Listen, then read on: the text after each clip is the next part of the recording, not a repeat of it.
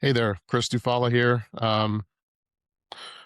Just wanted to kick off this episode and just kind of go through it with you. I think one of the biggest lies we're told with rebuilding is that your life comes with a plan. Um, like one day you'll wake up and everything falls apart. Suddenly there's a cleared roadmap forward. That's not how it works. When I lost everything, my stability, my identity, my direction, there was no blueprint. That's kind of the theme of this first episode here. Moving forward, I'll be interviewing people that have rebuilt their life too, but just wanted to kind of lay the foundation for what this is. So when I blew up, pulled the pin in the grenade that was my life, it was just me sitting in a mess of my own life, trying to figure out how the hell I got here, and what am I supposed to do next. So if you watch the previous teaser, I talked about the rebuild is not about motivation.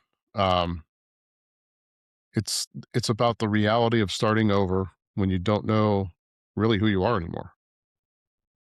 And I feel like the reason I'm doing this is because I don't think people that talk about that enough at all.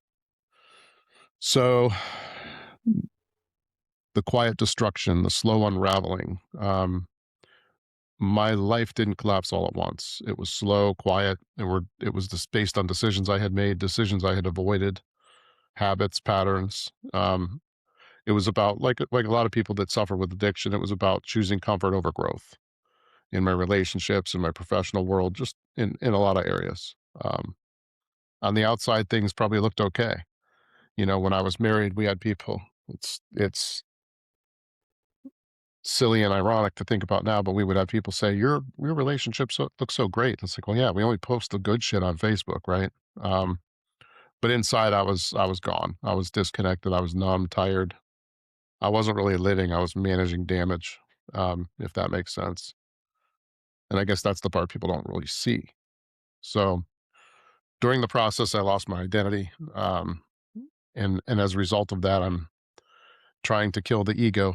People refer to ego death. So and when you lose everything, you don't just lose stuff, right? You lose who you thought you were. You lose titles. In my case, I was asked to leave a business I founded. Um, Before that, in 2008, we had a major financial meltdown, personally and professionally. So I'll kind of lay the foundation for sort of who I am, what my background is, um, and the loss of that identity. It's terrifying when you lose your identity because you're not the provider, the husband, the business owner, the strong one. So who the hell are you? I didn't really know who I was without chaos. So, and much to your surprise, nobody came to save me. There was no big rescue moment. SEAL Team 6 didn't come and rescue me. It wasn't an overnight fix. There was no miracle involved. It was just, you know, I finally broke down, came to the realization, I guess people refer to it as rock bottom. My rock bottom was me just realizing I can't live like this anymore. Yeah, and it wasn't dramatic or cinematic. It was just honest. And finally, I became honest with myself. That's where the rebuilding actually started. Um, and as I mentioned before, it's not inspiring. It's boring. It's repetitive. It's lonely. It's uncomfortable. You know, it's choosing discipline when motivation is just gone. Many of the days, and I've gone through ideations. I've been through it like a lot of us, right? Nothing new, nothing special to me. Um, but you get in that deep dark place and it's difficult to get out of sometimes. So thankfully, I had a bit of a support system, a good support system. I'm not going to lie, and I used it, which was helpful. Um, I've been on the 800 number at 2 in the morning. You know, I've been there. I've been there. So, and it helped, by the way. So anybody that's having any ideations, I would encourage them to make that phone call a friend, call a family member, pick anonymity if that works for you, but make the call.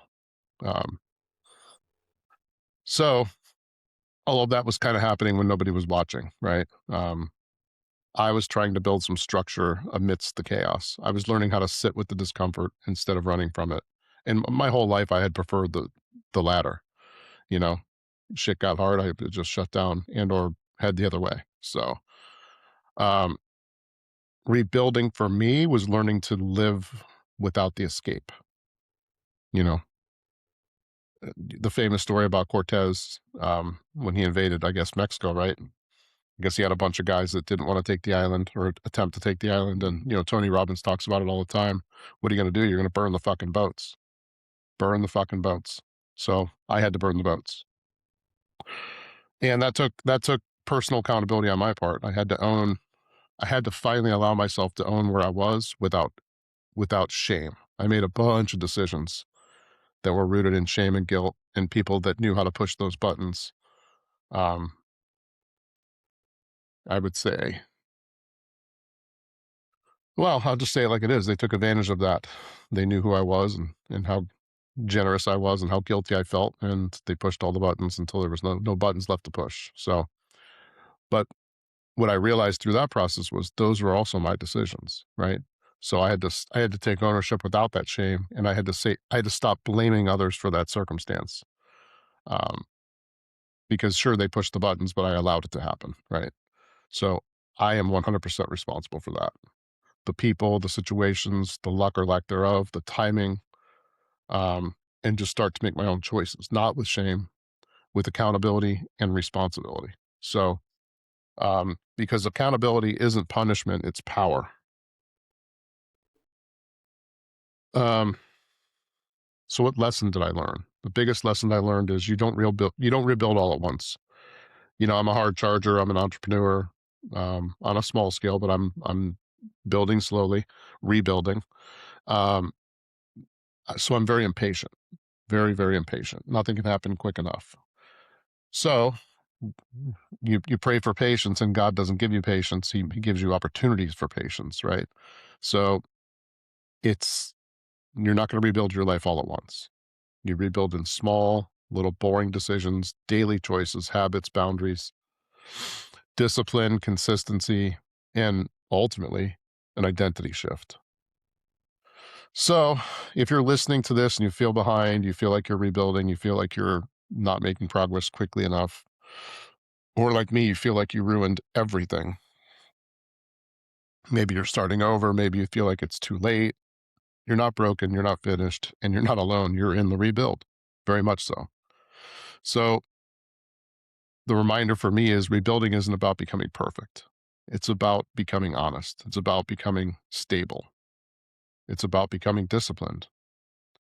It's about becoming somebody that you can respect again, yourself. So this podcast isn't about polished success stories. I'm not going to be bringing on, billionaires. First of all, those people don't exist in my network anyways, but um, it's about rebuilds. So I'm going to talk to people I know, hopefully someday people I don't know, but get to know, and how they turn their life around. The messy rebuilds, the slow rebuilds, the quiet rebuilds, and more importantly, the unpolished rebuilds.